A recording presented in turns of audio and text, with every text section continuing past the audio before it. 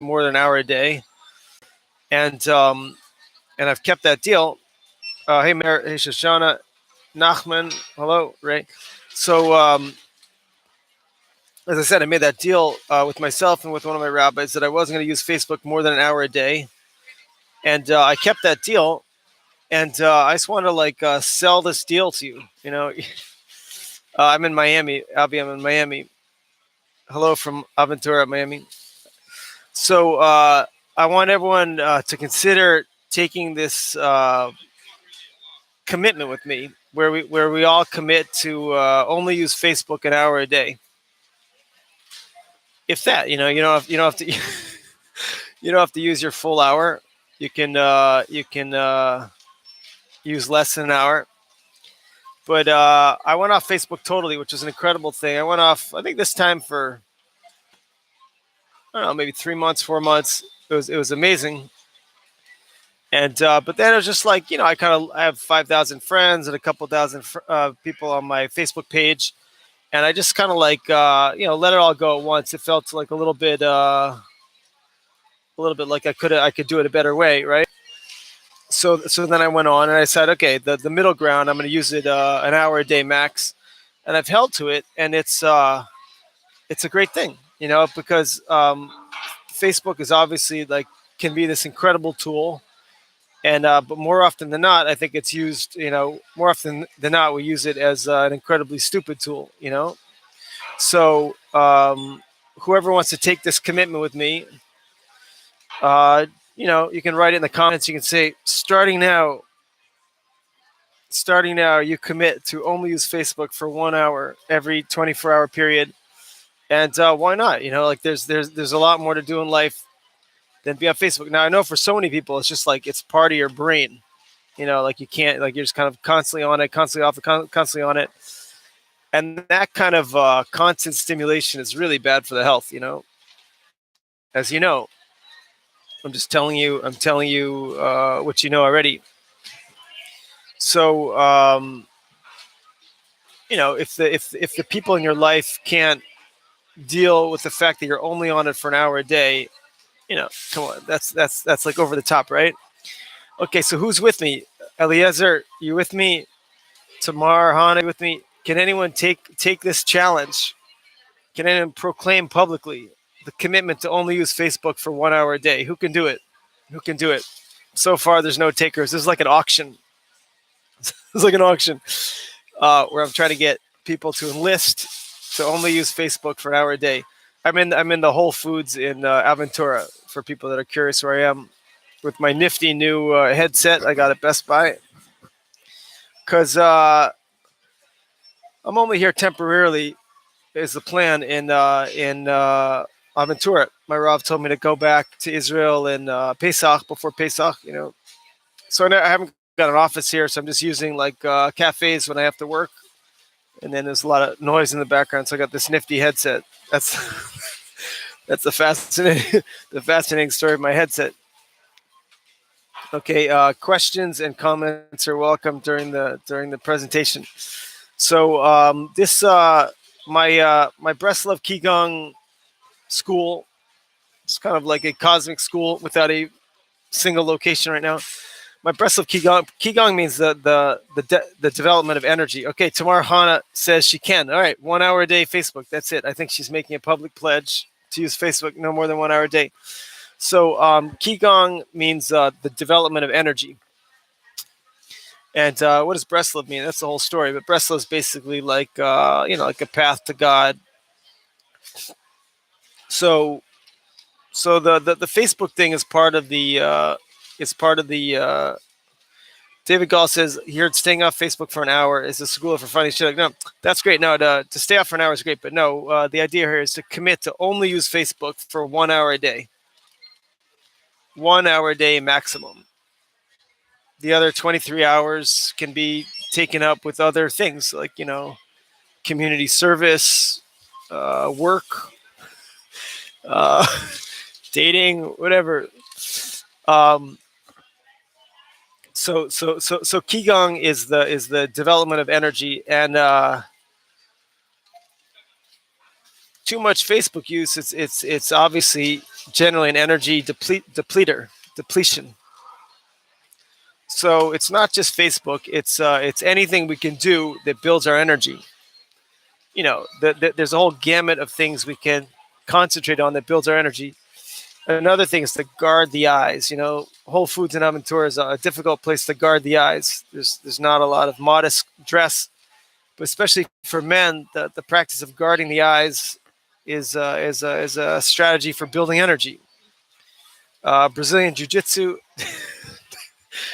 Yeah, we can pick endless things to develop the energy, and so my Facebook community, for lack of better words, I'm always uncomfortable when they use the word community, online community. It's like, in general, like the opposite of a community.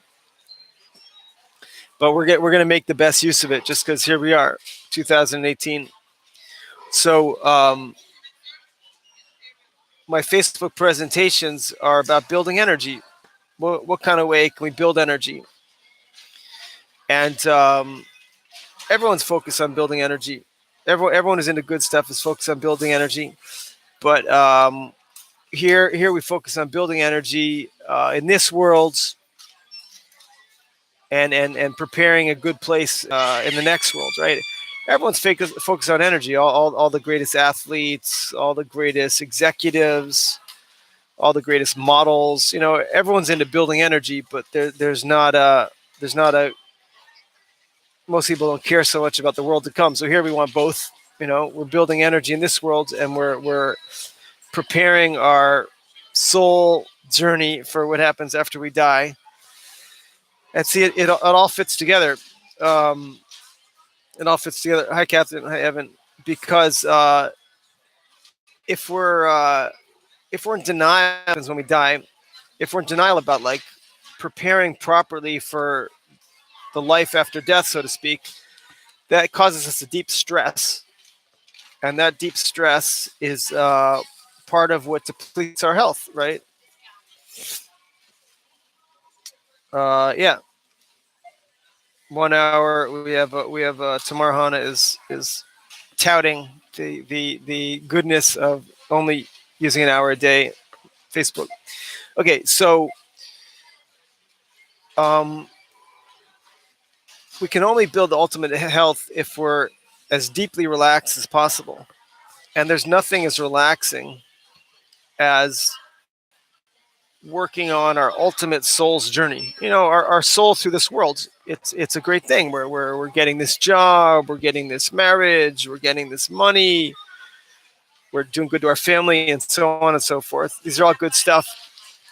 But without a focus on life after death, we can't truly relax, because we have this deep feeling of like, oh, I'm not really settled. Like, what's coming my way, right? So here we're focusing on preparing ourselves for the life after death, and obviously, like pretty much every spiritual path does this. But the question is, who does it the best? The Tibetan Book of the Dead talks about this. The Native Americans talked about it. Everyone talks about it. Question is, who what confuses people is with near-death experiences, most people see like a representative of their own religion. A Christian will have a near-death experience and they'll see Jesus. A Buddhist will have a near-death experience and see Buddha. You know what I mean? So, understandably so, people have a hard time figuring out what is true. But it's a good use of time to figure out what's the true path, because otherwise we could be, imagine if you were earning money your whole life and you're putting in a bank account and someone was ripping off the bank account the whole time. It'd just be like, a huge waste of time. So we're all hardworking Americans and Israelis here mostly, and we want our hard work to go in the right direction. So yeah, all right. That's my thought for today. I might come on again later. Anyone have any questions or comments?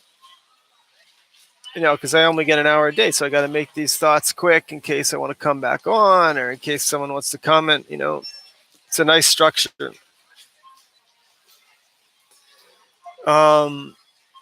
So in review of our little podcast here, we whoever wants to commit to only use Facebook for an hour a day, you have my full support, and you can write it in public on the Facebook wall.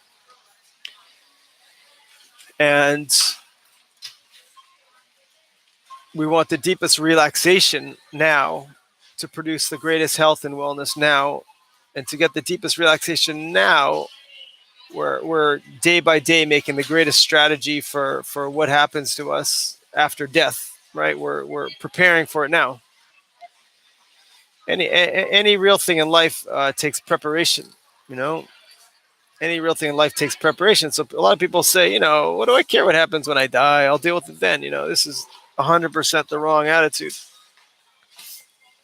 The more important something is, the more preparation it takes. So naturally, what could be more important than our soul's eternal journey?